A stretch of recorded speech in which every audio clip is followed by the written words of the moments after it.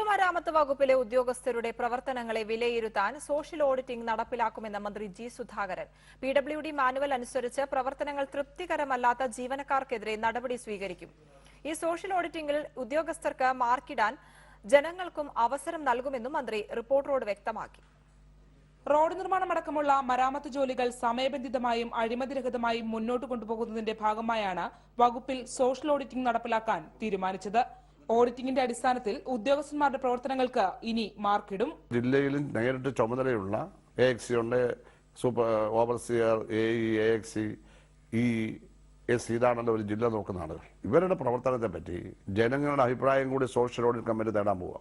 ഇവർക്ക് ചിലപ്പോൾ social audit മാർക്കിടാൻ സാധ്യതയുണ്ട്. മാർക്കിട്ട് വളരെ മോശമാണെന്ന് പൊതു അഭിപ്രായം വരുന്നവരെ പറ്റി പരിശോധിക്കും. പൊതുജനങ്ങൾക്കും ഉദ്യോഗസ്ഥരെ കുറിച്ചുള്ള അഭിപ്രായങ്ങൾ പ്രകടിപ്പിക്കാൻ അവസരം ലഭിക്കും. മാത്രമല്ല, വകുപ്പിന് പുറത്തുനിന്നുള്ള പ്രഗത്ഭരായ എഞ്ചിനീയർമാരും ടീമിൽ ഉൾപ്പെടും.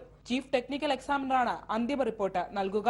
ചീഫ് ടെക്നിക്കൽ എക്സാമിനർ അദ്ദേഹം പരിശോധിച്ചെന്ന റിപ്പോർട്ട് അന്തിമമാണ്. പിന്നീട് നമ്മുടെ PWD വിജിലൻസ് ഇവർക്ക് ഈ റിപ്പോർട്ട് പരിശോധന കൊടുക്കാം. അവരും കൂടി ശരിയാണെന്ന് പറഞ്ഞാൽ പല നടപടിയെടുക്കാം, സ്ഥാനത്തും താഴോട്ടിറക്കാം.